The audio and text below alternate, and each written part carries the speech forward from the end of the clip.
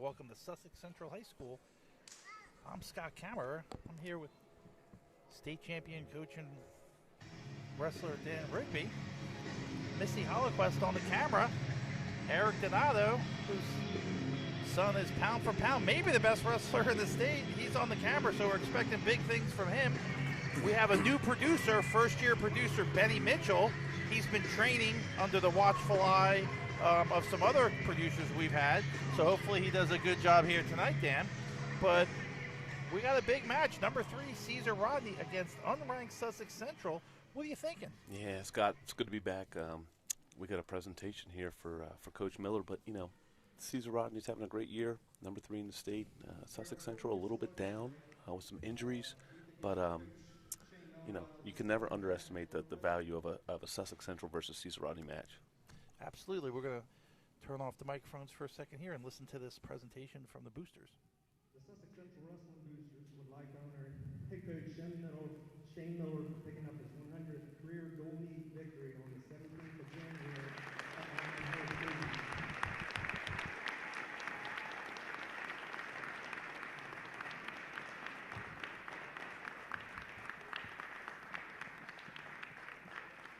Shane is in his 9th year as head coach. Is a 2-time Henlopen Conference Coach of the Year, 1-time Division I Delaware Wrestling Alliance Coach of the Year.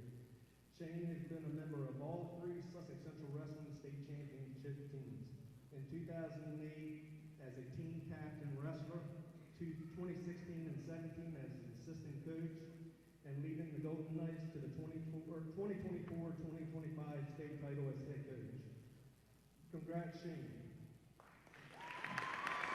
Congratulations, Coach Miller. Only the 3rd coach. Following tonight, any the wrestlers and former wrestlers that are here, we'd like to get a group photo, so if you could stick around. Thanks. So there you have it. Congratulations to Coach Miller. Only the 3rd coach in Sussex Central history. We talk about it once in a while. Herman Bassinelli and Phil Schulte. Shane Miller with his 100th win. He's got about 700 more to go to catch Phil Schulte. Yeah, that's a tough act to follow. Big shoes to fill, and you know, Shane's done it the right way. He's consistent year in and year out, and only in his 9th year, but already picked up 100 wins. This is not an easy place to coach. Expectations are always high, and Shane's done it the right way, Scott. So, congrats to him and his family. I know, you know, sometimes somebody gets 100 wins and you think it's the person on the map, but there's a lot of people in the background, the wife, the family, the support structures. That doesn't happen by accident. So, congrats to him and his family for 100 wins. It looks like he's got a couple little young wrestlers there raring to go. Yeah, that's the next crop of Sussex Central wrestlers already. That's a good feeder program if you can get it worked out. That's right. So here we go to introductions. And it's got, you know, as I was saying earlier, Sussex Central down with some injuries this year. I was just talking to the coaches before the match, and they said, we can't get through a tournament or a match without seeming like we come out with a season-ending injury. That's tough. That's the sport of wrestling. With Caesar Rodney on the other side, you know, 5-1 this year, competing for a Henlopen Conference championship. If they could win this match tonight and find a way to beat Sussex Tech, they'll be the Henlopen Conference champions for a 2nd year in a row. But you can never underestimate what this rivalry is. When I coached, I always loved coming here because the fans are passionate. They love their wrestling here. And Sussex Central, you know, they circle this match. So they might not be having the year that they want to, but they're going to give Caesar Rodney everything they have tonight. Yeah, early in the season when the prestigious 302 rankings came out, Caesar Rodney wasn't as high as maybe some other people thought. I thought maybe they weren't getting enough love from 302 that they deserved, but here they go. They knocked off Cape, and they're putting themselves in the position with a win here tonight. Like you said, they knock off Sussex Central. All of a sudden, 2-time Henlopen Conference North champion. That's nothing to sneeze at. Yeah, no, for sure. And then they can't overlook Sussex Tech next week. I don't know the layout, but Sussex Tech's a tough team this year, having a great season. But Coach Trey Mitchell has, what I talked to him about earlier in the season was, maybe this is not the most talented team of wrestling I've seen him have, but they're tough. You know, they want to win, and they know what it takes to win the close matches. Going to take a break for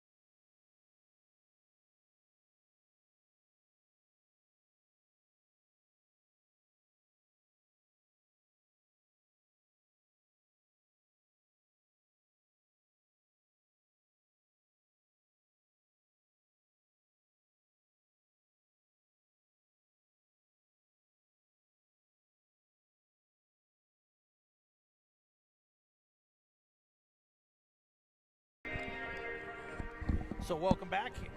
Handshakes. We're about to get started. Just taking a look around. We got the new Sussex Central gym here.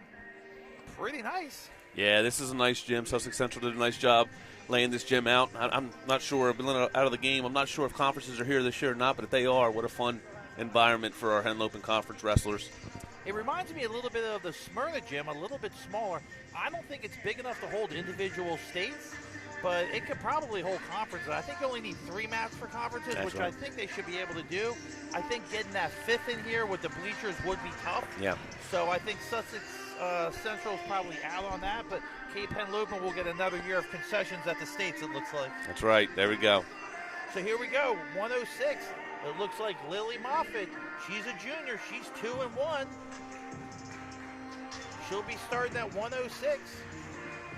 For Sussex Central, they have a sophomore, Jonathan Ramirez, 19-11.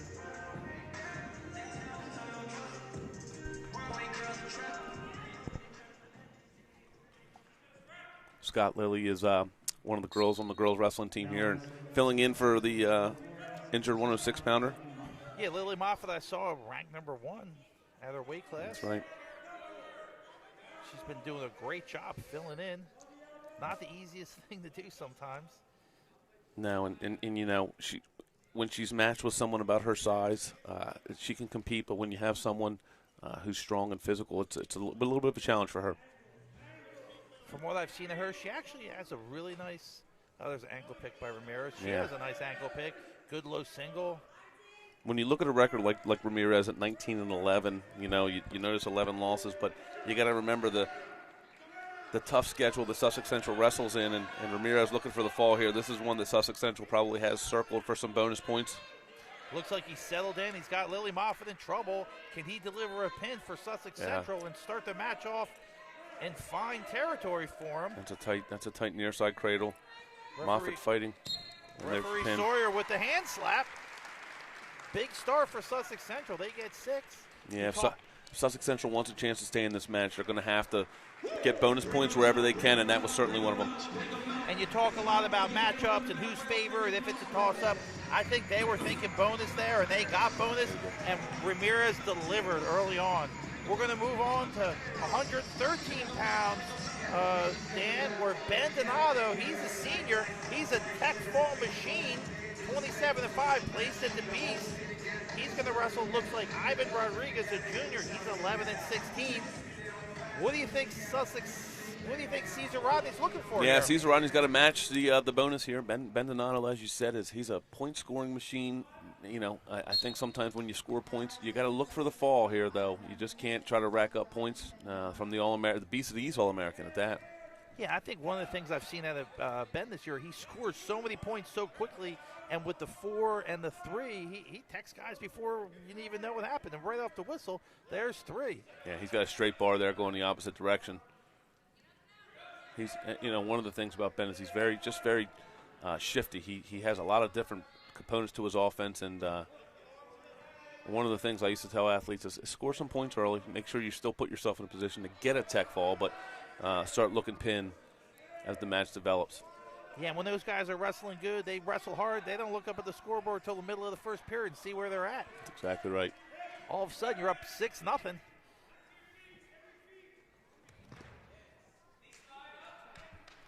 Scoreboard here at the new Sussex Central gym is. And there he goes with a little mixer. Top. Right on the edge, but feet in. Got to try to keep him in here. Rodriguez in a world of trouble. Can he fight out of it? 48 seconds. And you saw Donato's level of mat awareness there, understanding he's got to circle Rodriguez back into the center of the mat in order to get the pin, and he certainly did. So far we're one pin for pin here. Yeah, it looks like we might get out of here early. We could be at Royal Farms within the next 45 minutes, Dan. Or one of those fantastic Sodell restaurants in Sussex County. That's it, absolutely. We have plenty of time for that. So we're going to move on to 120 pounds, where Ashton Graham, he's a senior. He's 11-12. Looks like he's going to be taking on a freshman for Sussex Central, Noah Lewis, who's 8-12. Yeah, Scott, one of the things that I always look for is how do freshmen handle this spotlight? You know, you're in the Caesar Rodney Sussex Central matchup. How do you handle the spotlight? How do you handle the big match against a guy who's about a 500 wrestler right now? Yeah, and a freshman in the varsity lineup at 500. That's not bad. That's not bad. Not like a schedule you wrestle at Sussex Central. Ashton Graham with the quick move. No points. Looking to spin behind. He came straight up with like a little bit of a pancake on a bad shot. Trying to block.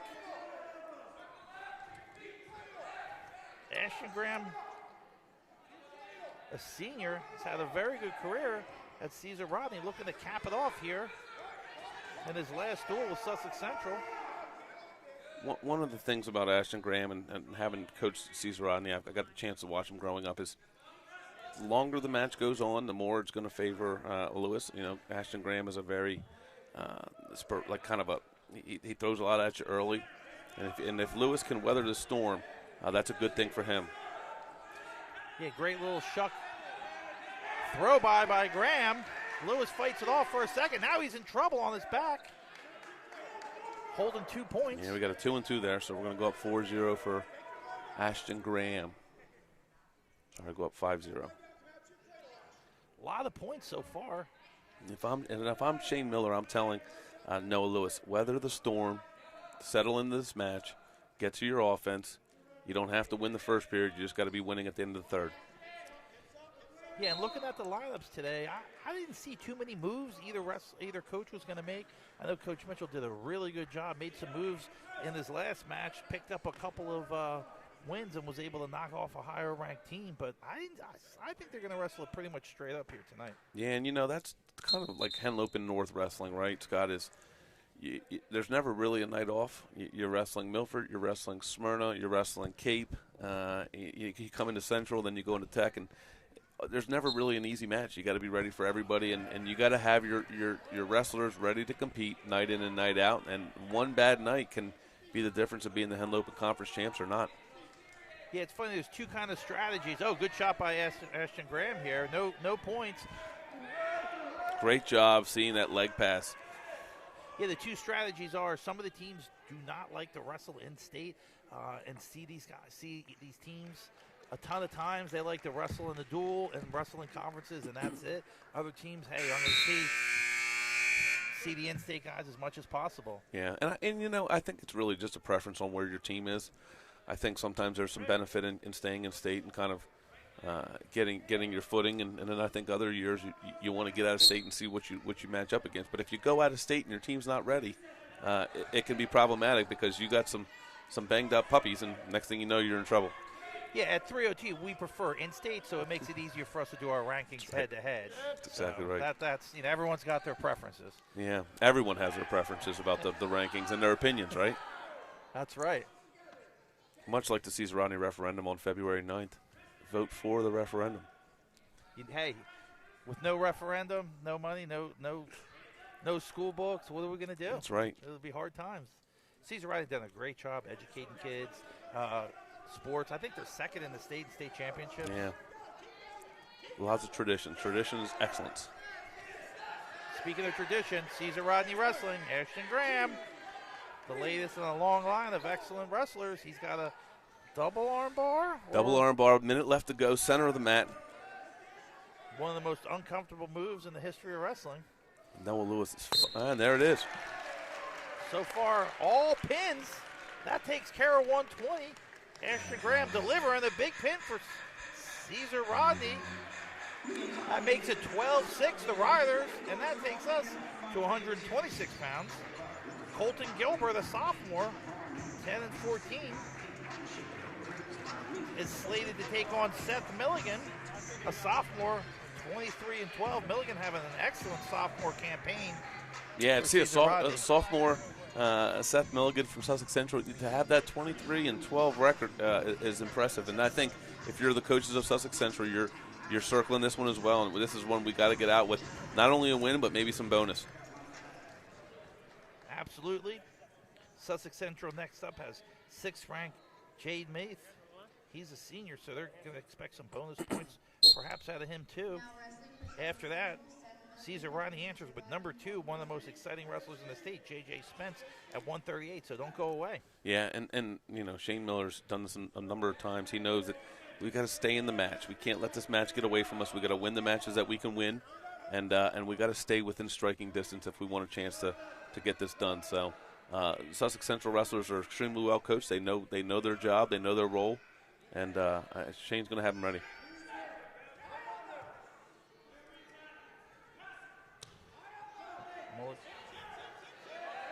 Milligan with a little shot right to a dump. I want to see him transition there a little bit and try to keep that near fall opportunity from that little carry. Gilbert doing a good job bellying down, not holding on, but looks like he's chain wrestling right into a attempted near side cradle. Gilbert does a good job fighting out of that. Yeah, Milligan's wasting no time. He knows his job. He knows what he needs to do. Got to be a lot of points scored here and start searching for bonus early. Yeah, this is the second match we've done with Milligan, and he is definitely a chain wrestler. He flows real nice in between different pinning combinations. I like this crossface cradle. And he's going to go hip to hip. Yeah, he knows what he's doing here. Pull him right back. He's getting the count. 35 seconds left. Could not be more dead center in the middle of the mat. That could be it, Dan. Gilbert fighting, but perhaps another pin. Wow. 4 matches, 4 pins. I'll tell you what. All pins. Somebody might be owed a steak dinner tonight. That's right. Fish on in Lewis, Delaware. Steak dinner for all the pinners. That's right. So we talked about it. Moving on to 132 pounds. If you joined us late, you missed the third of the match already with all pins. Quade Cummings, a sophomore, 15-7 at 132. He's taking on 6th ranked Jaden Mythe, a senior. Yeah, Jaden Mythe is tough, and again, this is another match. Quade can wrestle. Quade knows how to wrestle. He's been in big matches before. But you gotta, if you're Jaden, you gotta get out there and get after those points early again. Jordan coming out heavy on the head. Looking to maybe set the tone early that he's looking for bonus. Cummings has played the spoiler before. Could this be our first non-pin? Yeah.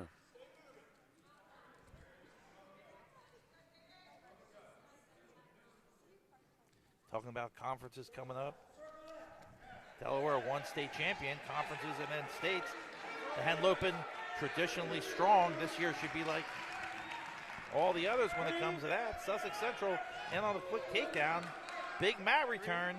Yeah, nice attack there by Jaden, and nice chain wrestling by both guys. I mean, Quade Cummings is moving on bottom. I like this pace. I like this pace early. I like to see how both guys can respond to that. Yeah, Jaden looking in mid-season form here, looking to set the tempo and speed up the pace. Sometimes with younger wrestlers, you want to take them out in the deep water with that pace. And, that's right. And put them in trouble. Yeah, that's the beauty of wrestling, Scott, is, you know, again, I said this earlier, you don't have to always win the first period. It's got to be winning at the end of the third. And lots of things can evolve throughout the match. You're tired. You're not feeling the best. Maybe you're a little banged up at this point in the season. Everybody's a little sore. Mentally, how do you handle some of those deep water moments? A couple of good flurries by Cummings, just cannot get out.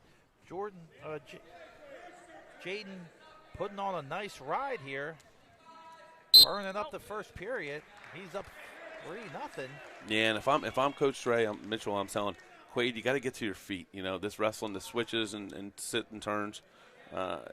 Jaden's got an answer for that. You need to get to your feet and try to make him return you to the mat and expend some energy, and that's exactly what he's doing right now. At the end of the day, it's the basics that work the best. That's right. Nice mat return. Yeah, it takes a lot of energy from the top guy to have to return you to the mat, and the obligation's on him. So he's looking to slip in a bar here on the right side. Short time, though. I think he's going to run out of time and not score any points here. And the first period, 3-0.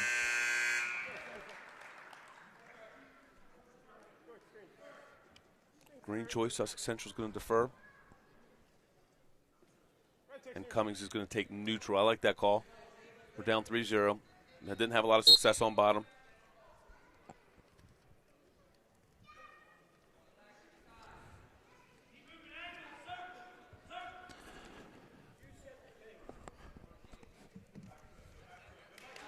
Nice re-attack there by Jaden Meath. That was beautiful. He's got to beat this key lock. That's a really sound re-attack. Single leg key lock to a single leg mid. Just like Coach Miller drew it up, set up, shot, finish. Just like he's drilled 10,000 times before. That's right.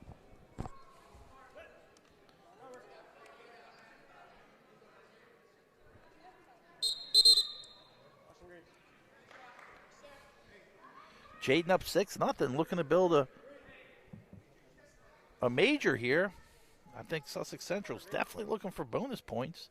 Yeah, with the introduction of that three-point takedown last year, I think it's easier to get to that. I love these mat returns. The crowd loves a good mat return. I like mat returns like that because it takes a lot out of the top guy, but it also just zaps some of the energy from the bottom guy. You've done all that work to get to your feet only to get lifted back to the ground. And Jaden's done an excellent job just with the management of this match here. He's absolutely controlled the whole thing. Cummings is looking to get something going here, just hasn't really been able to. It's all knotted up, 12-12. Sussex Central and Caesar Rodney. And we're at 132 pounds. Coming up at 138, we're going to see J.J. Spence, number 2 ranked wrestler for Caesar Rodney, one of the most exciting guys in the state. And that's what you want to see right there. You need to get to your feet. You need to make him return you, and then try to build some offense. Meath is just nice. He's just really shifty on those. I'd like to see him stay to that mid-level or high level. I always tell wrestlers, when you go to the mat, your likelihood of percentage of finishing is lower. You get tied up in these key lock positions, and before you know it, you're in a stalemate. And Cummings on the board with an escape. He's looking to keep that whizzer and not give up there three. It is. Yeah. Key lock is something that's evolved over the last 12 to 15 years. It's an old whizzer, but it's on your shin whizzer, if you will, and it's a nice way to stalemate. If Meath stays to his mid-level like he did earlier, he's going to score that takedown. Dan, I'd like you to weigh in on one of the biggest debates in wrestling history. Is it a whizzer, a wizard? You know, I think it's whatever feels right for the person saying it, you know. I think it's a whizzer, no D at the end. So you're a strong whizzer vote. I'm a strong whizzer guy, yeah. One of the other guys on 302, I'm not going to mention his name, calls it a wizard. Oh, is that right? So here we go, scoring at the end of the period. Yeah, you know. Excellent job. You know, from the years that we've done the state tournament together, Scott, I love scoring at the end of the period is a difference maker. You've worked so hard, and then you put some points on the board at the end, and that opponent can't get them back at the end of that period. That's a big difference maker in a match. Yeah, there's nothing you can do, and Sussex Central up 9-1 now. He's built a major. Let's see if he's going to look for something feet to back here. Oh, good job by Cummings, kind of messing up the program. A takedown here would be excellent for he and Coach Mitchell. This is another one of those positions that often stalemates. If you understand the position here, you know height wins. If you're Meath, you got to get height. Or you just settle for a stalemate because he did the attacking. What do you think? I don't like that. I don't like that call. That's actually illegal. That move. That, in my opinion, that came through wrestling. If it comes through wrestling, it shouldn't be an illegal hold. It should be a potentially dangerous. But and that pushes it to 10-1. So why did he call that illegal? What do you think? Well, I mean, we went head scissors there, but at the same time, the offensive wrestler had the foot and pulled it to the head. So, like, if the move is initiated. Great scramble. If the move becomes illegal through wrestling, it's not an illegal move. It's a potentially dangerous. But we've got the best referees in all of Delaware, and I'm sure that that was the right call.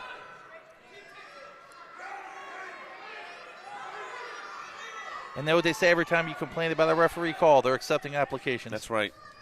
Casey and Jake Sawyer, two of the best. I don't know. I'm not going to say which one's better, but these guys don't get it wrong very often. There's a stall call.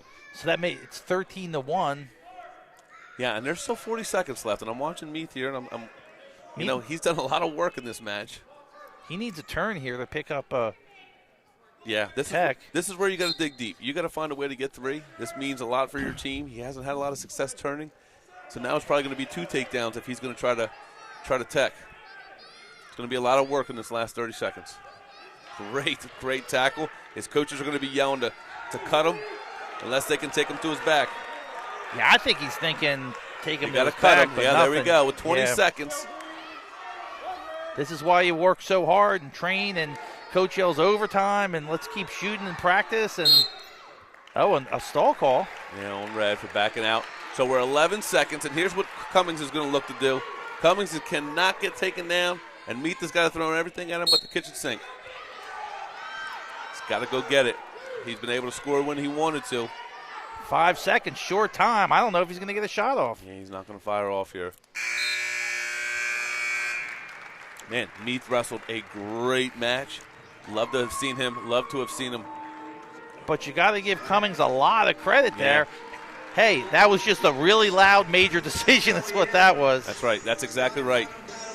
Sussex Central guys know they left the point on the board there, but I tell you, Jaden Meath is a sound wrestler. That was a really tough match from him, and a lot of work, a workmanlike win for him. And Cummings, a sophomore, did everything Coach Mitchell asked him to do. He kept it to a major.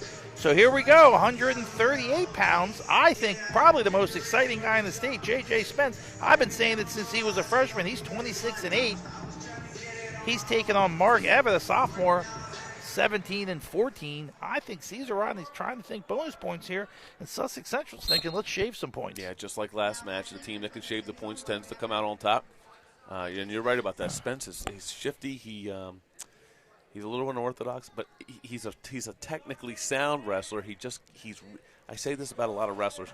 The best wrestlers can stay in the scrambles and the flurries long enough because they understand all the positions. And Spence is really good at staying in scrambles and flurries. He just always comes out on top. Yeah, he's got great hips. He's got great balance. We see him do a lot of this kind of stuff. He needs to look near side cradle there, and there it is. Really beautiful. I feel like I'm the Tony Romo of That's 302 it. wrestling. I predict the moves That's it. before they happen. That's what we pay you for. That's why you make the big bucks, kid. Spence still in on that near side. He's got the head and the side. Yeah, and if you're Everett now, you got to understand it. Pulling a leg to you is not the answer. You got to push that knee away, and you got to. Yeah, it's a little loose. Yeah. He's got to readjust. Sometimes the coach will tell you to jack it up there. Yeah. Start over, but it looks like he bails out of it. Nice job by Everett fighting that off. Everett down 6-0. A minute left in the first period. Spence has a high motor, keeps things rolling. No change. I'll tell you what, I just really like that cradle series. Just excellent. Yeah, we I popped into a practice earlier today before I came down here, and if you're a cradle guy or cradle girl, it's in every position. Whenever somebody has a hip turned, there's a near side cradle opportunity. Right here, there's a near side cradle opportunity.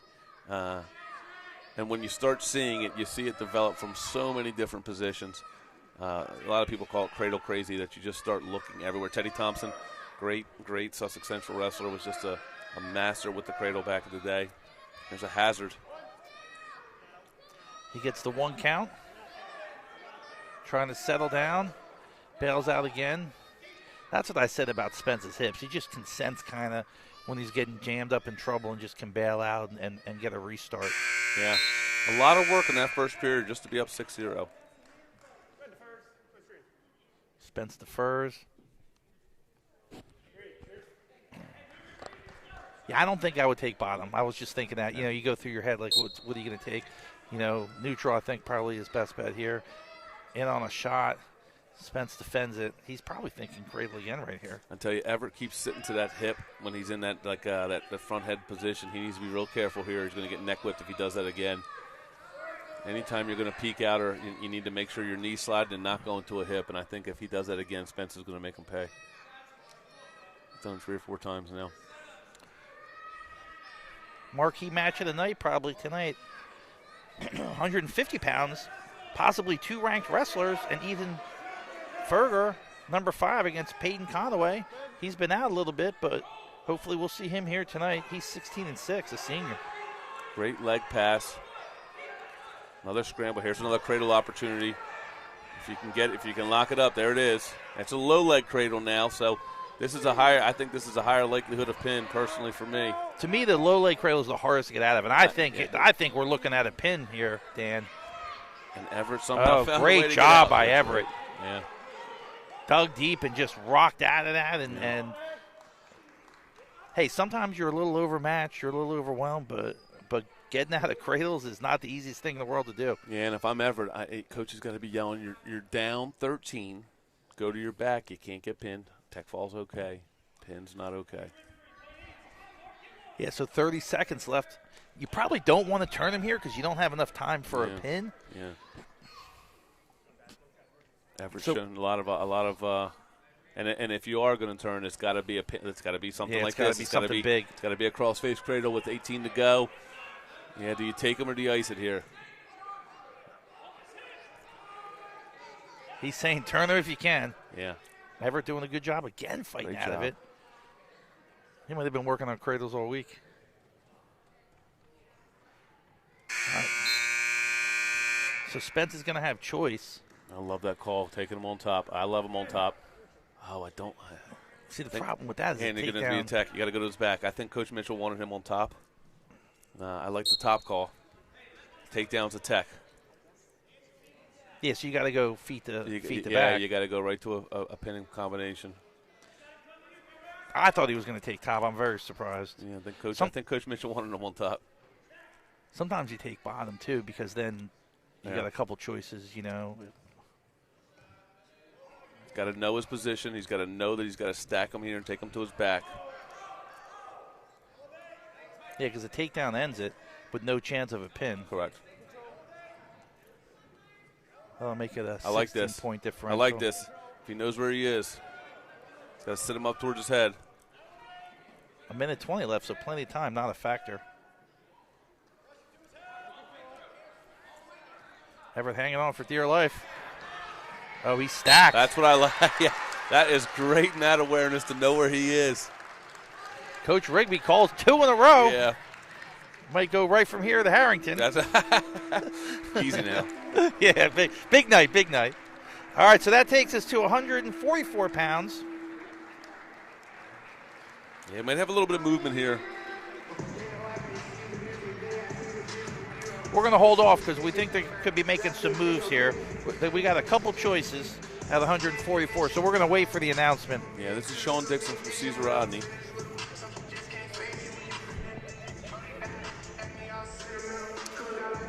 For Caesar Rodney, Sean Dixon, a junior, 18-9.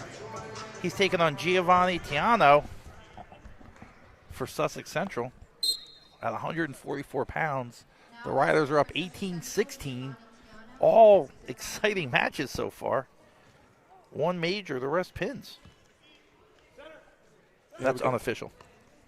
Yeah, we got a match here.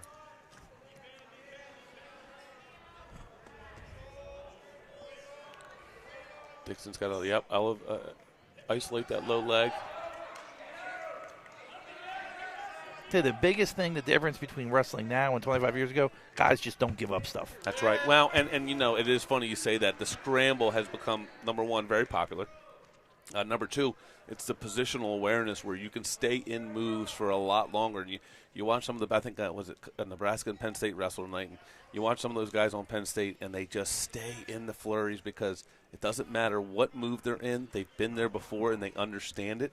And we talk a lot about, you know, a lot of the best programs focus more on the positional awareness than they do the moves. That was a big highlight between Iowa and Penn State, is that Penn State guys just understand every position that they're in, and that makes a big difference. What do you think about Penn State's dominance? You see it ending anytime soon, or are we with it forever? Or yeah, we're with it as long as Cale Sanderson and Casey Cunningham are together. I think Casey Cunningham's the unsung hero there. I think he does so much behind the scenes, and their mindset, their kind of holistic approach to their athlete development is just really something to be. I think a lot of folks are starting to try to duplicate it. You look at Oklahoma State, you look at Ohio State a little bit, but it's not easy to do. I mean, it's not easy to do if you don't have Cal. That's exactly right. I mean, that's the hardest part. That's the hardest part. So here we are back at 144. Dixon up 3-0 on Tiano. I like the way Tiano's moving on bottom now. Yeah, you start putting together a couple of chain moves and gives you a little bit of confidence. You maybe don't get out, don't score any points, but it puts you in a better frame of mind. Yeah, exactly. So he's going to defer here. Dixon's choice. He says, you know what? Coach, you pick. I don't really care. Right. I'll take whatever you say. That's right. You're the boss. Smart man.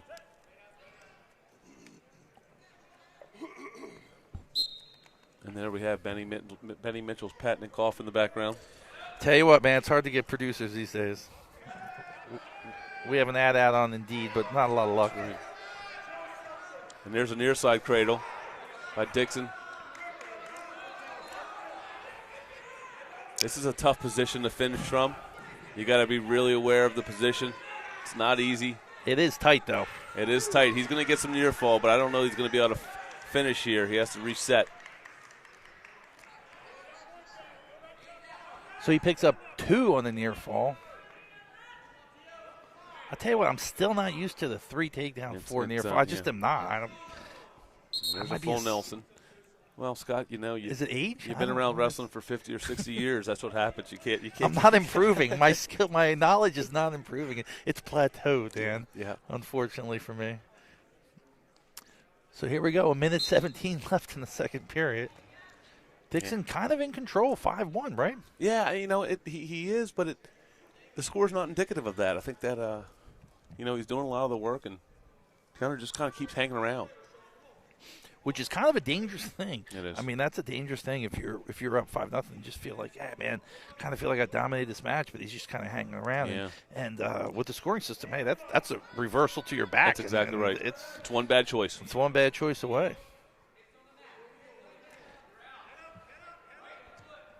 Dixon putting together a good little ride here. Yeah, but he's not putting Tiano in any kind of real danger, you know, and it's solid, but there's no real attempt for danger.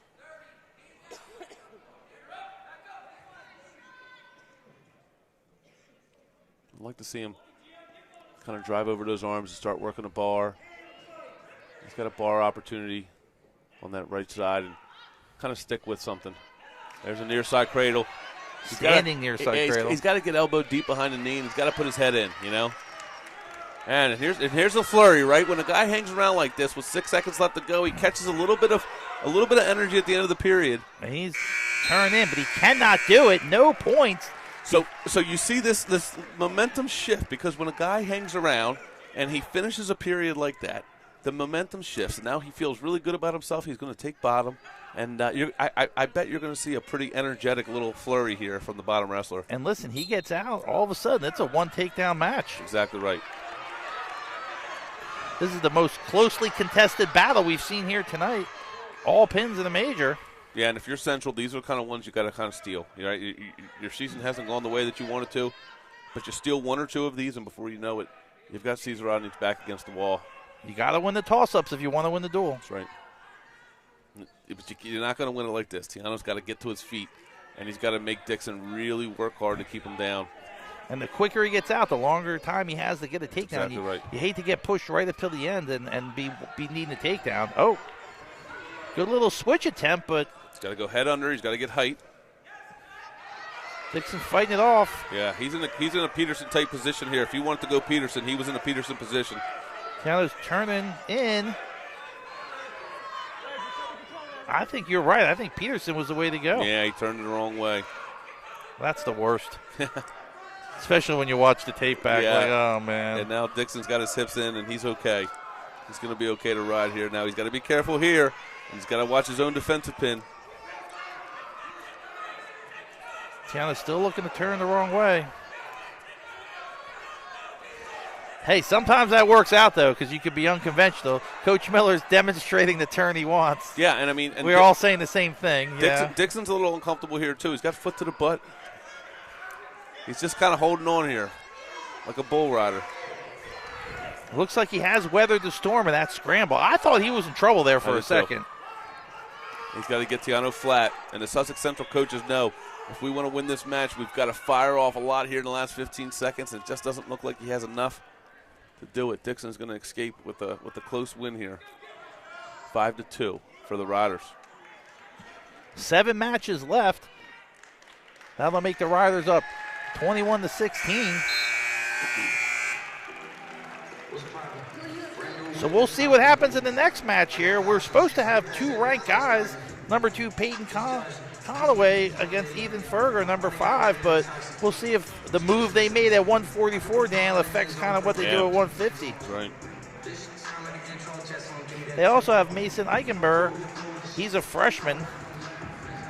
He's available. They could move him up and then bump Peyton up to wrestle Miguel Segran. So, yeah, this is Miguel Segran. And we got Peyton Conaway. So Miguel Segran is number 6 at 157. And this is going to be, again, this is the 2 ranked wrestlers. And Sussex Central's got to start looking for some bonus on matches like this. I think I've seen Miguel wrestle at 5 different weight classes this year. He's a guy who you say just go, and he just says okay. It doesn't matter where. So he weighed in at 150 today. That's right.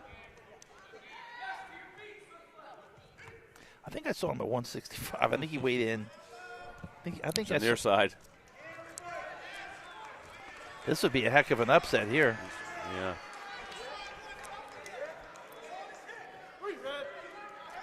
Yeah, so Miguel with a takedown to lead off the scoring. I love that. His lock broke, and he stayed with it, and he went back to it, and he's got him in trouble here. Conaway's missed a bit of time here with an injury. Yeah, Conaway's in a – he understands his position, sitting himself up there. He's a senior, ranked 2 at 150. Miguel Segran's a junior. He's number 6 at 157. Dropped down. Coach Mitchell knows this is an important match here. Sussex Central needs points here if they want any hope of pulling off the upset. That's a great job from Peyton Conaway to not panic in that near side cradle position, stick with what he knows, and come out of it with no real damage. Conaway with the big brace on his right knee. Not the easiest thing to wrestle with. Not at all. Looking Merkel.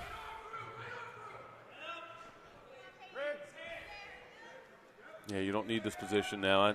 Sometimes, understand where you are, and giving up one's okay. 1 point escape for Conaway. That makes it 3-1. 28 seconds left in the first. In on a single. Miguel dropped the hips on that one, though. Yeah, great sprawl position, understanding that sprawl position on a little bit of a diving shot from Conaway. Conaway with a overhook. I've seen him throw a lot from this position. If he can get some pressure from Miguel, he'll be going for a ride. Oh. Great way to end the first period, too. What do you think of that call, Dan? Yeah, I love that, to be honest with you. It was on the hip. He was stepped over. The rule is if I'm over the leg, hip to hip, off the base, it's an automatic 3. If they're on their base, it's beyond reaction time. I like that call. So big takedown by Miguel Segran. Push it to 6-1. He's wrestling an excellent match here tonight. Yeah, and if you're Conaway, you're the number 2 guy in the state. You got your back against the wall here a little bit, and let's find out. Let's find out what you're made of. Let's see if we can weather the storm, and let's see if we can do what got us to that number 2 ranking in the state. Miguel just wrestling excellent so far. That's about as good a first period as you could hope for him. Yeah. We'll see if it's a tale of 2 different periods, though, as Peyton's looking to get out here. Up in on that knee, potentially dangerous. Good call. Yeah. Safety first. Yeah, and you see that knee brace in you. I mean, as a referee, you got to think that. You see that knee brace. And safety is first. Yeah, safety first.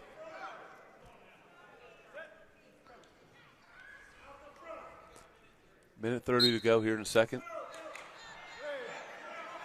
There's your escape for Conaway. That makes it 6-2. Yeah, we're halfway through the match. Let's see who's got the gas tank to keep pushing the space. In on another shot. Not a great setup, and just kind of a straight-ahead single. He's in a little bit of trouble here. Oh, nice re-attack. Great re-attack.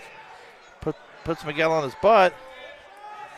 You know, we go to a crackdown position like that, and a lot of time guys run across, but they seal themselves in like Conaway did. Your number one priority has got to be to pass the right arm. You got to pass the arm in order to score. Don't run your hips over without passing. Segron with a 3-quarter. He's back facing them. No points. Good scramble. Conway with hand control. And on another shot. The shots haven't been great. But they haven't. But at least he's putting Segron on the defensive. Yeah.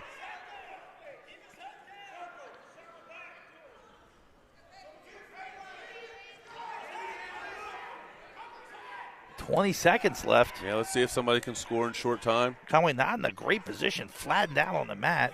And he's got a low leg opportunity here again. If you look at a low leg, we're in a low leg cradle opportunity. If he locks that up and gets out to the side with 5 to go,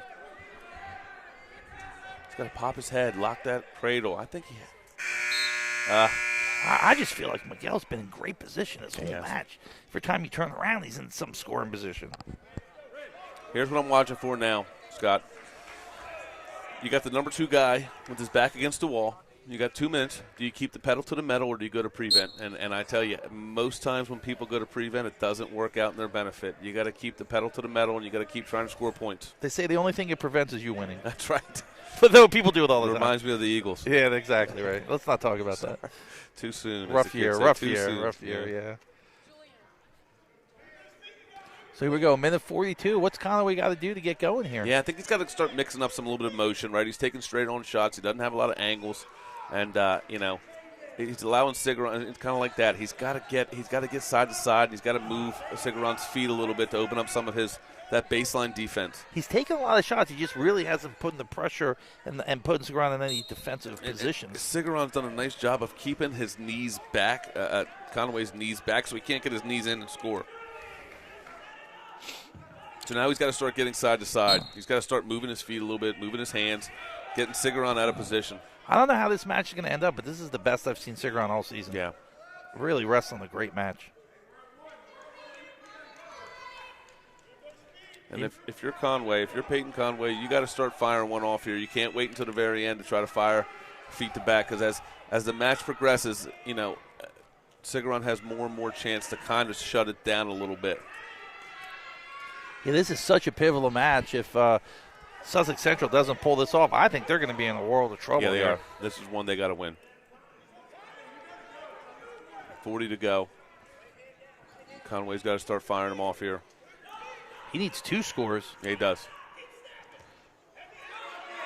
Or a feet to back like this. That would do it. That would again, do it. He allows Segron to get his knees away, kind of take away that offense.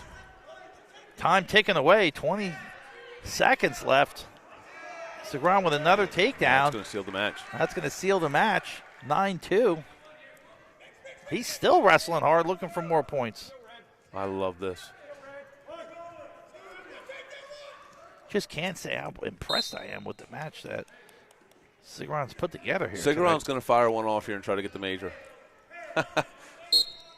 No, he's gonna ice it. Good for him. That's a good win for the Cesar Rodney Riders. Great win. I think we may be looking back and say, hey, that's the difference maker. Yeah, that's a pivotal point. I mean, if you're looking for your wrestler of the match, I think that's your number 1 candidate right there. Yeah, I would agree. If Sussex Central wanted a chance to really stay in this and keep it competitive, they had to win that match. And it just didn't look like Peyton Conway had his best stuff today. I've seen him wrestle, and just didn't seem like he had his best stuff with him today. All right, so here we go. 157 pounds. Looks like they're sending out Ethan Ferger. He's a senior. He's ranked 5th. Sussex Central's making sure. Looks like they're going to make a little bit of a move here. They have Gabriel Perez Mercado.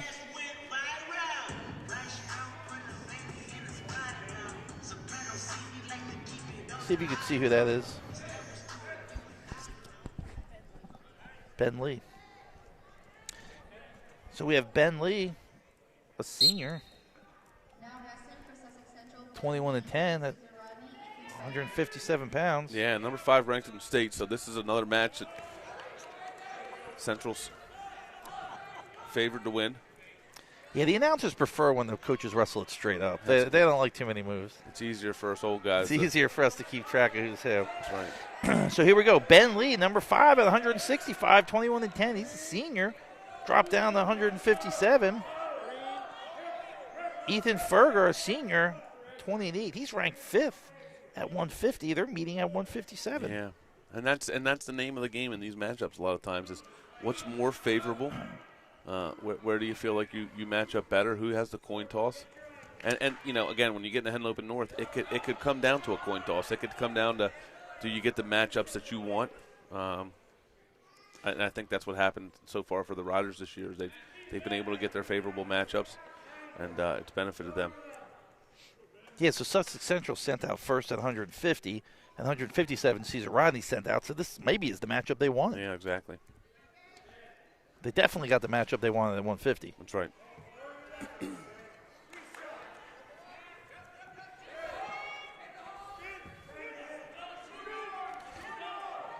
One of the things I watch for, Scott, is I love watching what the best guys do in this front headlock pit defense position.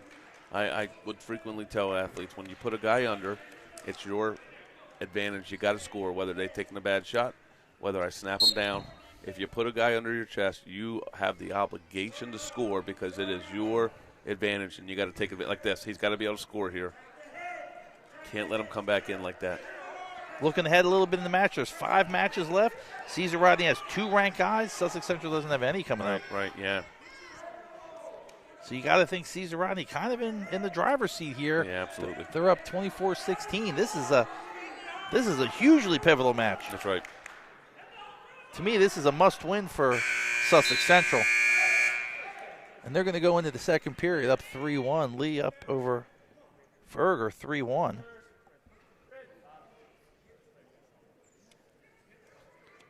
I'm thinking it's do or die here. Sussex Central has to win this match to have a shot at the duel. Ferger down. Ben Lee covering. Good position by Ferger on bottom here, keeping that chest vertical. Yeah, not a lot of downward pressure. Yeah. Lee tried to slip that leg, and Ferger caught it, though, it looks like. Does he have it? He's got the toe. He's got to get under that. Yeah, he does. Lee doesn't throw the other leg in. Now he's under. Yeah, I like the way Ferger's wrest-ling out of these legs here. I always used to teach same leg, same hand. That's right. Don't seatbelt yourself in. He's jumped his hips across, and now he's got to look for a bottom leg if he can. Lee's doing a good job. I like isolating that bottom leg and stepping to a Turk or a low leg. This is going to be a stalemate position. They both have the same position for one another.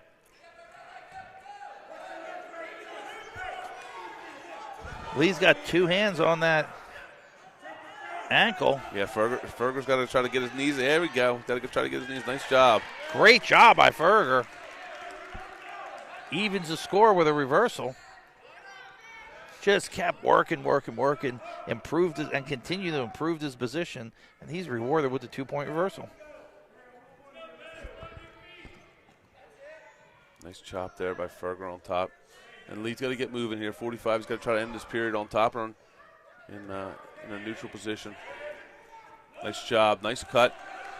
Now, here's what I'm watching. I'm watching Lee's body language. I don't know if he's okay, but if I'm Ferger, I'm taking advantage of this guy, kind of taking his time to get back in the middle. That tells me he's a little fatigued. Yeah, the referee's asked me he's okay. I think he got banged in the head. I think he got banged up there. Yeah, I think he got banged in the head or somewhere a little bit. Yeah, something didn't quite look right. Yeah.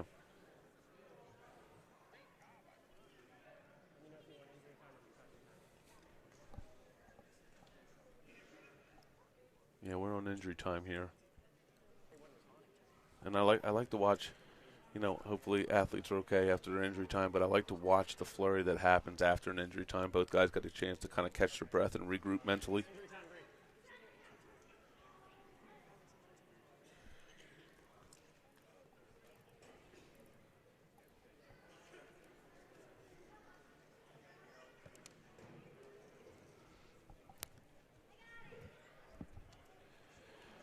You don't see the injury clock ticking. You get 5 minutes, right? 1.5. 1.5. 1.5 for injury. And blood, same? 5 for blood. They switch the rules every year. It's hard to keep track. I'm out of the game a little bit from coaching. Towards the end, I coach, assistant coach for a long time, and towards the end I said, how about so-and-so 145 this year? And they said, Coach, he graduated 7 years ago, that kid, and he weighed 160. Well, and Scott, where you came from in New Jersey, they don't believe in injury time or blood time, and so. Yeah, I remember the first practice I went to with Coach Parsley at Milford. One of my guys got banged up. I said, can we get a Band-Aid? And he said, oh, no, we don't bleed in Milford. I said, well, wait a second. What are you, vampires? I mean, come on, you got to bleed. He was half kidding, and he gave me the thing. Yeah, we don't bleed in Milford. Yeah, that's a good one. That's a Parsley line. Oh, that was a good one, yeah. The Don, as they know him. All right, here we go. 35 on the clock. Let's see who's got some juice left in this tank for the second period. Yeah, a lot of legendary coaches in Henlopen North. I think Scott Layfield, Chris Mattioni, both long-time tenured guys. Long-time guys. Great shot there by Lee. Yeah, Lee came out firing.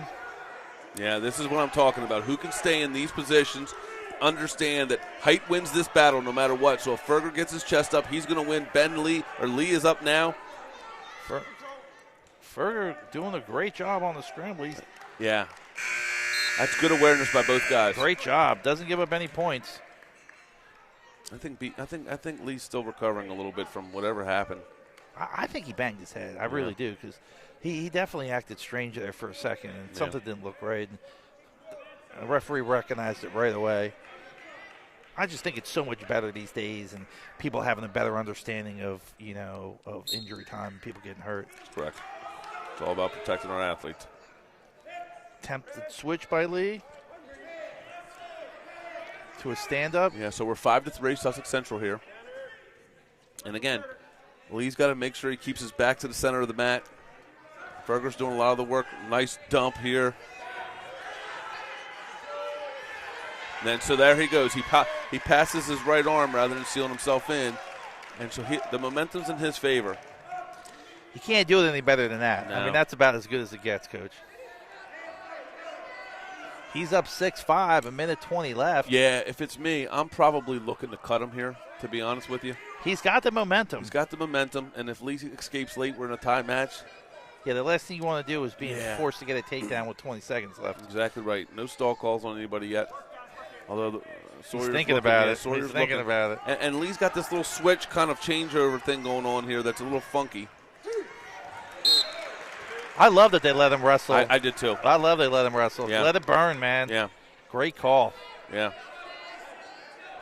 So we're 7-6 Sussex Central. So what do you think now? Do you cut him? Do you ride him? Yeah, if I'm Lee, I think I'm riding him. I think he's still recovering from whatever was going on, and I think he's got to try to find a way to recover. And Sawyer's going to think about hitting him pretty soon here. So I'm not crazy about this scoreboard for wrestling. You can't see it. Yeah, I was hoping it would be at both sides too. Yeah, I mean when you're wrestling, it's hard to see it. Yeah, and I think that's that favors the guy who kind of understands the position that they're in on the match. So we're tied here. Ferger attempted to go right back to that shot with a dump, and Lee stopped. Hip in. Heavy hips. Gutsy performance by Lee so far. It's tied with 30 seconds left. We said this is the pivotal match. Of course, we said that about the last one, too. That's right. But we think this is it. We think this is the pivotal match. Yep. And Lee's finding this energy late in the match with 20 to go. Who can get the takedown? Ferger's got to know where he is. He's got to get a quick cut and a quick score. 10 seconds to go. He's got to try to fire off. A takedown would win it for him. Yeah, he's in on the shot. Oh, tight signal. He's going to try and cut it at the whistle. Fantastic effort by the Caesarati wrestler, Ethan Ferger, to stay in that match. You think it was in time? I think it was a good takedown. I think that was a good takedown. And whatever happened to Lee, I hope he's okay, but great match by Ferger. Just came up big for the Riders.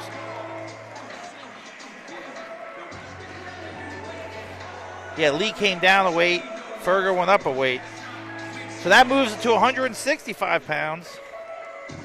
I think we're going to see TJ Potter, a junior, 20 and 10 for Cesar Rodney. We're going to wait on the announcement for the Sussex Central wrestler.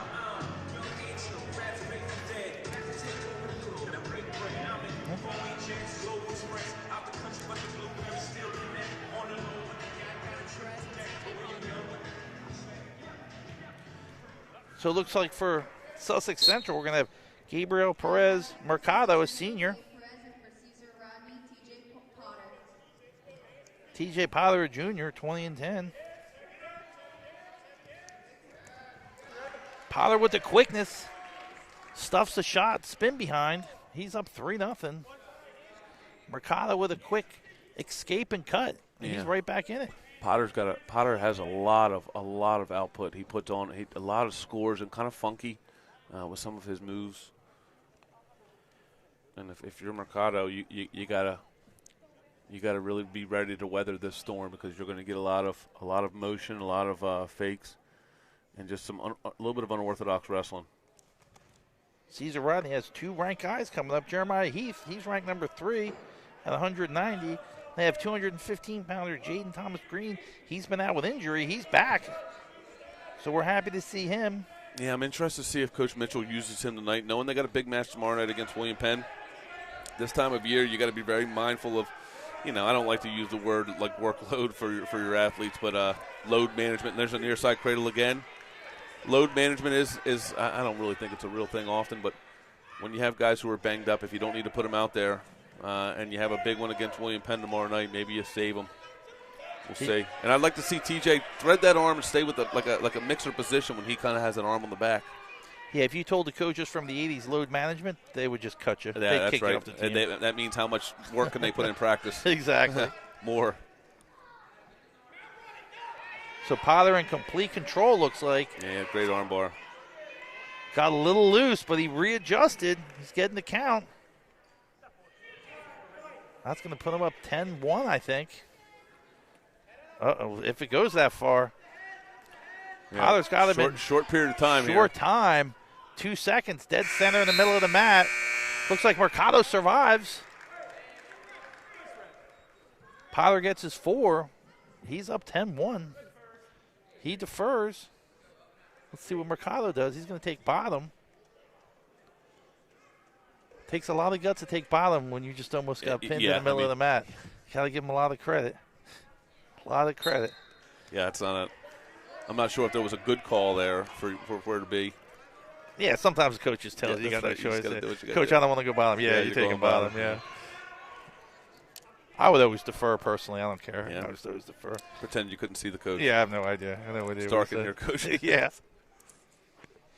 The best is you would try and defer when it was your choice in the third. But like, you can't defer. There's nowhere. I'm like, I'll defer to overtime. That's how you know you're a first-time varsity Yeah, guy. that's how you know, yeah. So here we go, 10-1. TJ Potter. TJ Potter had a big win in the duel the other night. Overtime. Yeah, so gets Cape. He bumped up for that match. One of the things that I think is when you look at two teams who were traditionally top teams, you look at the fitness level of the athletes too. These guys are all fit. They work hard. They're in the weight room. They're conditioned. And there we go. Well, there's a pin. And wrestling absolutely matters. It's obviously the most important thing. But being strong and being healthy and being conditioned is obviously a very important thing. And hats off to Potter. I think he's jumped a level, to be honest. Yeah, he really has. I mean, he really has. I get a chance to talk to those guys a little bit, and I know he's put in a lot of time in the off-season training with different partners and things of that nature, and that's a good thing for him. Whatever he's doing, it's working. Yeah, that's right. So that's going to take us to 175 pounds. So we'll see who we have here for Cesar Rodney. Yeah, Fritzen. Fritzen's a junior, 12 and 14 at 175 pounds. He's taking on Zayden Hopkins Slade, the junior. Now wrestling for Sussex Central, Zayden Hopkins Slade, and for Cesar Rodney, Fritzen Bernatz.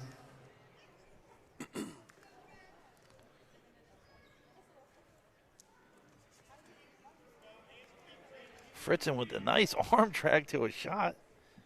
Looked textbook, couldn't finish it, but I like the movement.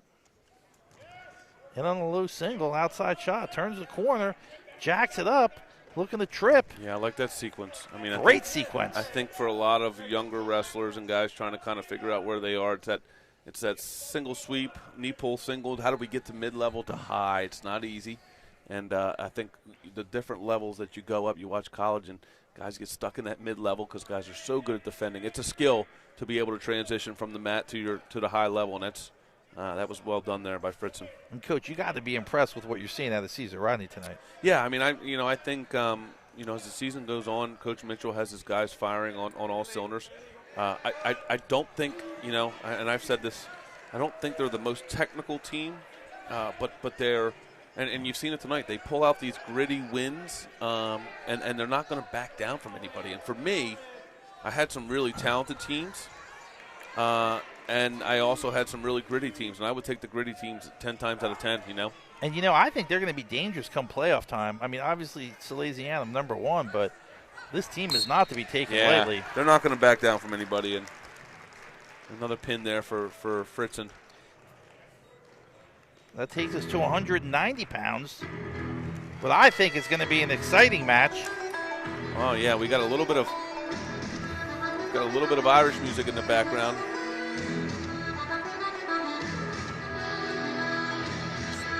Dropkick Murphys. So that match, Dan, was our poor seal coating, seal the deal match. I love it. I love it. There's a gift card for somebody, I could tell you. Yeah. It might be a Surf Bagel one. There we go. So that takes us to 190 pounds. Jimmy McLean, who I think is a pinner. Yeah, he's dangerous. If I'm not mistaken, these guys met in the state semifinal dual meets last year. These two did, or the quarterfinals, maybe the semifinals. Jeremiah Heath, a junior, 24-8. He's ranked 3. In on a quick single, he cuts it. Great shot. I just think Caesar Rodney looks sharp. I don't know. The one thing I will say is that they're doing the little things well. You heard Coach Mitchell just yell hands and feet. I think those little things make a big difference. If you're moving your hands and your feet, you're kind of keeping your opponent off balance a little bit, and I think that's important. I think sometimes we get so caught up into all these fancy things, and it's the simple things. It's moving your hands and your feet, moving your opponent, getting to your angles. And Heath all the way up to 3 now. You saw him last year, and I thought, this kid's got a lot of skill, a lot of talent, just kind of raw. But he's really put it together this season, just having a great junior year. Yeah, I remember watching these two wrestle in the state semifinals last year of the dual meet tournament, and or maybe it was the quarterfinals whenever they wrestled. Could have also been 2 different people. It was these two. I remember, okay. I remember because he would shoot a high crotch, and McLean would hold on to that body lock a little bit. And it seems like last year he had to try to get across to a double, and now he's putting him to his butt in like a crackdown position. That kind of shows you the evolution of that wrestling. I mean, 2 clean finishes there. Yeah, and it's the same one both times, to be honest with you. It's high crotch, and it's like a crackdown, and like a run the pipe single finish, but with the head outside. We call it an inside step, outside step. And listen, it could be the double espresso talking for me, but I just have been super impressed with what I've seen here tonight. It could be the double espresso. Could be the double espresso. I'm going to write that one down for when we're in the state finals together. That's right. That's the double espresso from Lupo Italian Kitchen. Yeah, we look forward to this year every year. Dan Rigby and I, Matt's side for the state finals. We've seen a lot of great wrestling. Yeah, and I'm excited for that. I think we've seen some shakeup in those most popular 302 rankings. We've seen a little bit of moving around, and parents care about the rankings, kids care about the rankings, and the only people who care about the rankings at the end of the year are the people on top of the podium. That's it. And I like to remind people, don't forget, you can challenge any rankings you want. Just send in. It's refundable. Is it refundable? Oh, it's non-refundable. $50 non-refundable application. You can. Benny's raising it to 75 after conference starts. But yeah, we look forward every year to be at Cape and the States and see the drama that unfolds and the dreams that come true for kids and the other ones. Yeah. You know, and sometimes you fall short in the state championship, but trying to be great and the amount of work it takes to put into that is something you'll never forget. Yeah, and, you know, the fun part is we're not far from it. I used to say after Christmas break, don't blink, because these types of matches seem to pile up, and before you know it, you're in a conference tournament, a state tournament, and this is indicative of the guys who are going to make a run late. Is how are we wrestling right now? We're not in the peak form yet, but, man, we should be pretty close, you know. And someone like Heath looks good. Cesar Rodney looks pretty close. I mean, he's up 10-2 here. And like I said, I think he's jumped in there. I mean, I think for sure Potter jumped a level. And Fritz and I was super impressed with, too. So, you know, Cesar Rodney has some upper weight coaches over there putting in time. That's right. It's funny, the longer it goes, the more upper weight coaches you seem to have as the people, you know. Well, there's reasons behind that, Scott. yeah. All of a sudden, we got 7 heavyweight coaches. Yeah. It was a 120-pounder, and now he's a heavyweight coach. That's right. Like Bobby Telford started out at 112. Yeah, exactly right. Ended up at heavyweight. Yeah, and so you know, again, there's the point. You hear a coach yelling the first 2 takedowns. He said sit him, and this time he was preparing for that, and he got across, and he's in a Turk position here. See if he knows what he's doing to be able to try to come close to ending this match. And McLean ducked a crossface there, but Heath switched it off. Now he's looking to roll that wrist. 15 seconds left, 9-point match.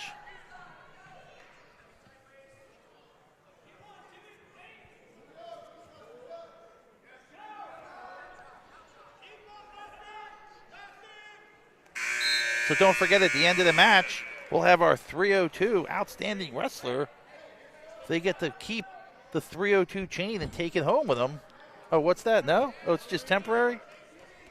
I will say, when we did the Laura Woodbridge match, I was so impressed with the young man that won the chain. He knew right away. He came right over. Just an absolute great young man.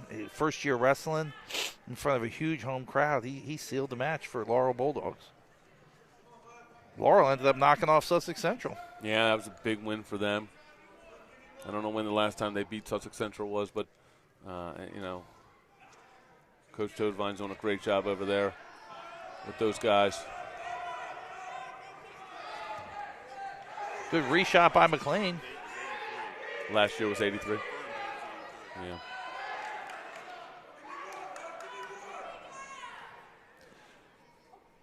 Minute 20 left in the third period.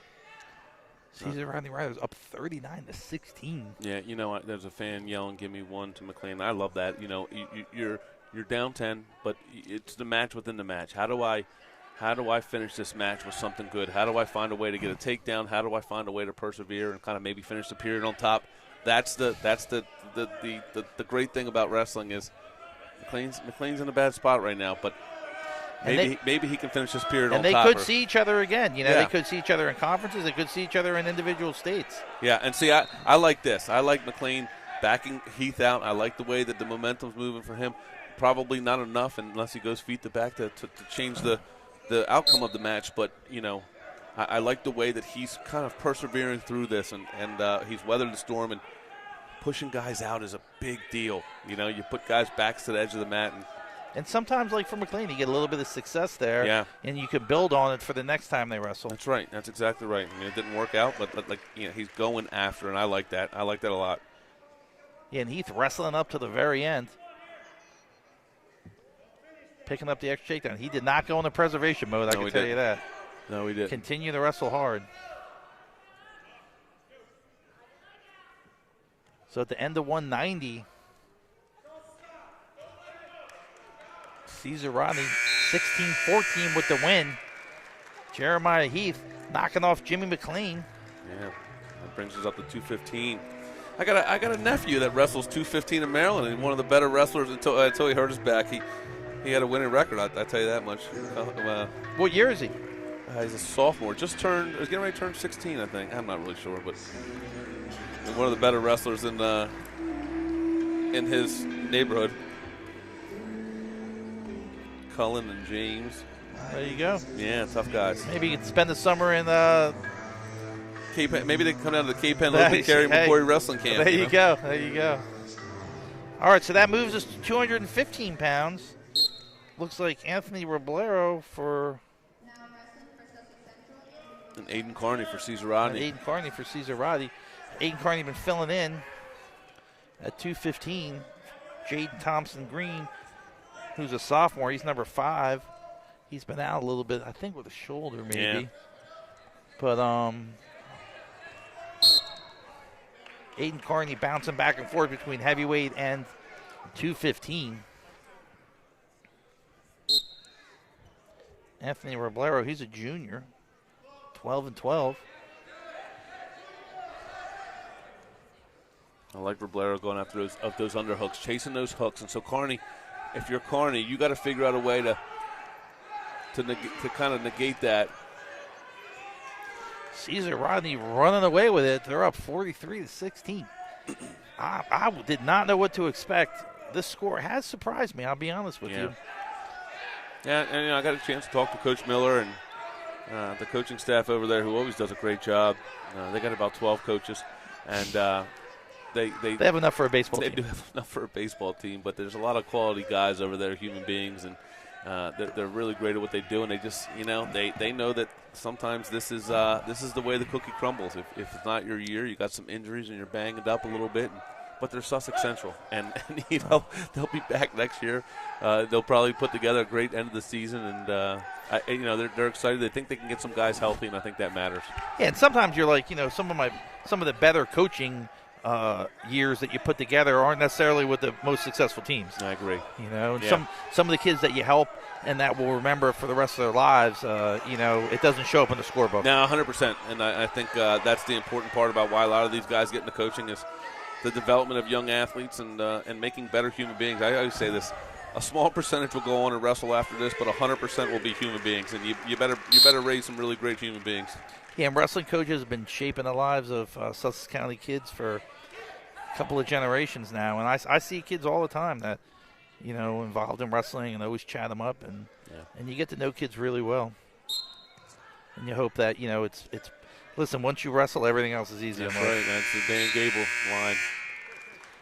So it's 3-1 going into the second period. Yeah, Carney's had a couple big wins this year, too. I know he had a really big win against Cape, kind of to seal the deal. What an exciting match that was. Yeah.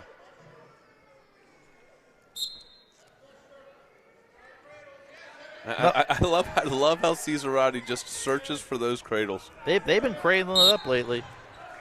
And you don't see a lot of matches anymore. It traditionally used to always start at 106, come down to heavyweight, but the Cape match was great. Came down to heavyweight, and Aiden Carney delivered. I mean, he was the hero of the match. I had to leave early. Yeah. No, Jesus.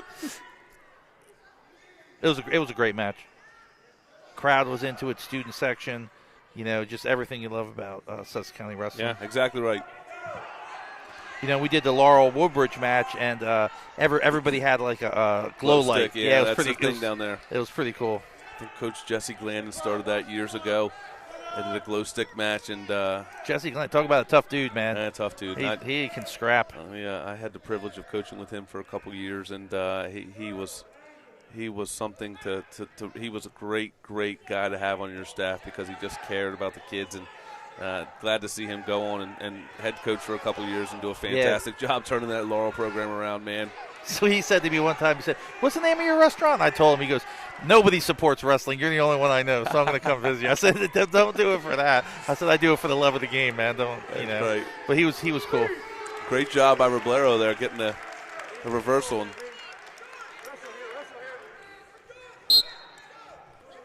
All right, we got a dogfight here. And again, I talk about this a little bit. It's for Roblero. Your team can't win at this point, but this match matters because you need to do this for your seeding. You need to do this for. And you never know. You might see him again. I mean, you just never know. Yeah, and it's that's the beautiful thing about wrestling is it's a team sport, but there's a lot of 14 individual elements go into it, and it's a culmination of all 14 of those things, and so. At this point, you got to wrestle for you. A nice half attempt there by Roblero, but a nice job by Carney fighting that off. So if you're Sussex Central, took it on the chin here tonight, but, what are some positives maybe they could take out of it, or what'd you like? Yeah, I mean, to be honest with you, I like the wrestling. I thought their wrestling was good. I just think they were outmatched tonight. I thought their fitness levels were good, and I think, nice job again by Roblero. And so, like, in this setting, right, you were in a dogfight. How do you win a tight match? How do you score late in the period like you just did? And how do you get after this, I like this kind of, I like these environments for both of these guys. The match is over for the team. What lesson can you take from this? Yeah, and both these guys are juniors, and they're going to probably be in the same position again pretty soon. Right. So exactly right. So Carney here on bottom, he's down by 4. And Carney's had a tough ass this year. He goes up to heavyweight, and he's down to 220, and your wrestling style's a little bit different between the weight classes. You want to get tortured, go between 215 and heavyweight for a little while. Nice job by Roblero. Center of the mat. This is tight. Roblero's been a bright spot for Sussex Central here tonight. Nice job by Carney coming out of that.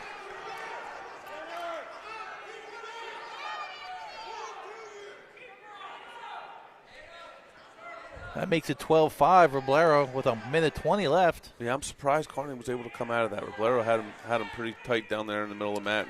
When you used to bump it up to heavyweight, maybe it's not that big a deal for 215 right. to turn you, This guy feels light today. It's one good thing, yeah. Oh, great nice. shot.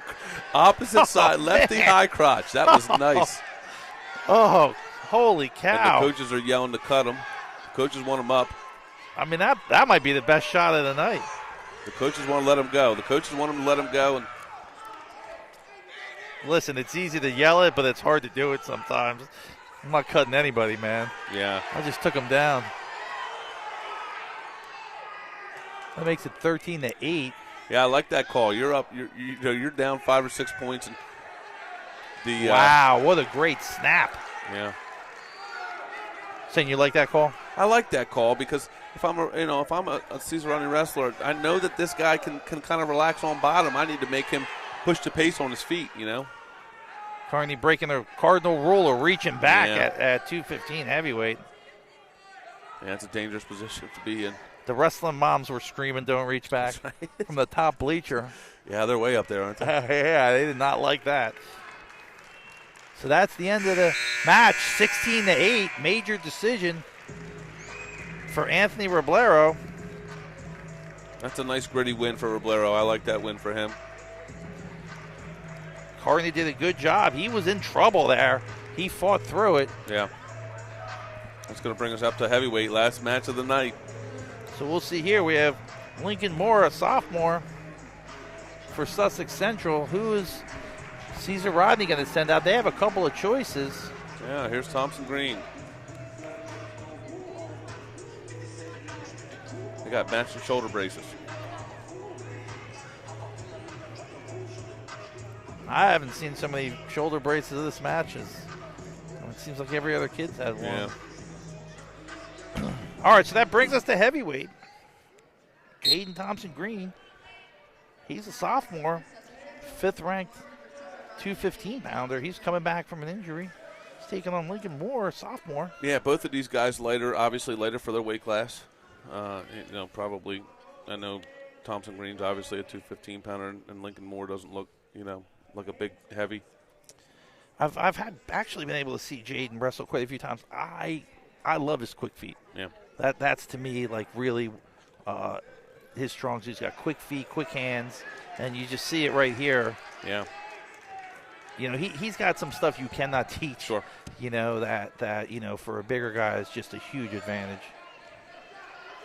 Yeah, you think about some of the better heavyweights that have come through, Delaware, or, even at the national level, and you look at like a Gable Stevenson. Yeah. Their ability to move their feet, and heavyweights evolve so much, from the days of, I'm not going to say anybody, but like the heavyweights today are very agile. They're very flexible. It's often that you'll see a guy doing a split at 285, 290 pounds. Yeah, AJ Ferrari. Yeah, I mean, AJ Ferrari does not meet the mold of typical. Even the heavyweights that were in the finals last year, AJ Ferrari does not meet. Feldman doesn't meet the mold. Well, there's not a lot of people like Ferrari ever in the history of wrestling. That's right. nice go behind again. You know, when we talk to young wrestlers and older wrestlers, you know, I've said this earlier in the match, you got to, there's a couple positions you can't afford to be bad in, and I think to me, go behind positions, you got to be really good in go behinds. It's one of the highest frequency scored positions. You got to be able to get behind your opponent, and Thompson Green's done a nice job of that already. Yeah, Delaware with a great history of heavyweights. John Testa, Clarion, All-American, and Telford, All-American in Iowa. Yeah, John Testa, I mean, giving back to the sport at St. Mark's' alma mater, doing a great job there. And obviously Bobby Telford at Iowa, still going strong there with the most storied tradition, you know, program in the country, arguably. Yeah, Thomas he wrestled at Navy, three-time state champ. Yeah, we've had some Dink good Purnell, ones. remember him? Yeah, Dink Purnell at A.I. DuPont, yeah.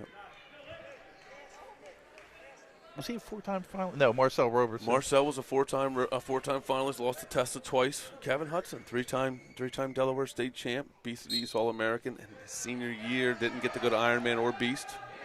He's what started me thinking about the heavyweights, looking at him across there, and he's the last one we're going to mention, but just could not have had a better high school career than Kevin Hudson. Correct. I mean, just a great career. Yeah. Actually, he's right. You had another guy, Parker, remember? Zach Parker, Zach Parker. And NCAA qualifier at Cleveland, yeah. Yeah, a lot of good heavyweights came. That's right. And he looks like one to me. Jaden does. Yeah. You know, with the movement and the feet. And only a sophomore. He might need about 30 more pounds. Yeah, though. sure. I mean, we could take care of that, no problem. That's right. But he's got more in a world of trouble here. Yeah, that's going to be it. That'll do it. And that makes it 49-19. Right. A very unusual Caesar Rodney Sussex Central match. So what's your kind of highlights of the match? And we're going to go get our OW. Yeah, for me, I tell you, I was impressed with the Caesar Rodney guys. I thought they did a fantastic job. I like the way that they're wrestling. I like their conditioning levels and fitness levels. I think they did a really nice job. Well, very disciplined, and I think Sussex Central's, you know, just not the traditional program that they are normally, but that's going to happen, and they will be back stronger than ever because it's Sussex Central, and they got great support staff. They got great coaches. They got great kids. It's just a down year for them, and they'll be there. So thanks for listening, everybody. It was a great match. We're here at Georgetown. It was Coach Dan Rigby and myself, Scott Kammerer, with Benny Mitchell as the producer, and we're going to bring over our wrestler of the match. It's Miguel Sigran, and Dan Rigby is going to do a quick interview with him, so stand by.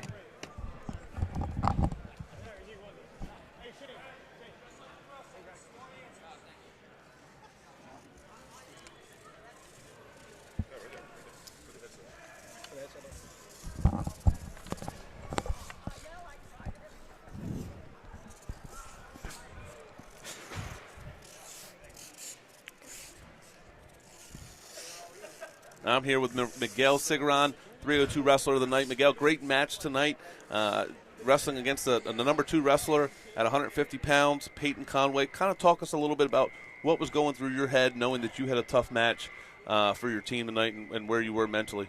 I was just ready there to go and wrestle my match, and I was ready to just beat this kid. I didn't really care about losing, winning. I tried to wrestle my best match and keep a good pace. You know, the snow kind of messed us up, so we didn't get to practice that much, but I wasn't going to let that affect me. Still, you know, go out there, get extra practices in, and prepare myself mentally and, you know, just do what I got to do. Yeah, I love that.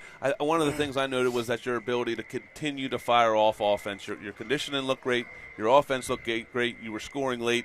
Talk to us a little bit about how you were able to keep that pace throughout the match. You know, every day at practice, coach pushes us hard. Keep a hard pace all the time at practice. Keep pushing through always. You know, coach is always on my butt. But, you know, it's only because he wants to get me better and the team better, and that's what's going to help us, you know, go out there and beat William Penn tomorrow. Yeah, just scrap. Speaking of William Penn, you have a big matchup tomorrow night against William Penn, the number 2 ranked team in the state versus the number 3 ranked team in the state. A lot at stake tomorrow night at Caesar Rodney. Talk a little bit about the mindset of the Riders going into that big match.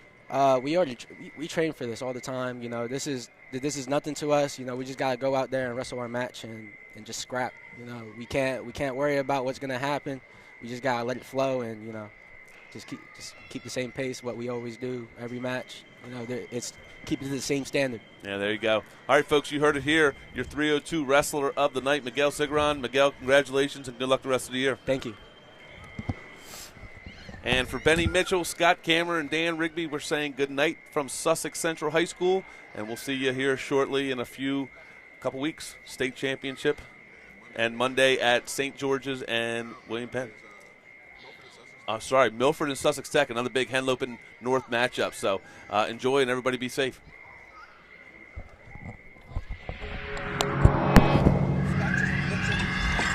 He just left me on purpose. He's like, Dan's going to do the interview.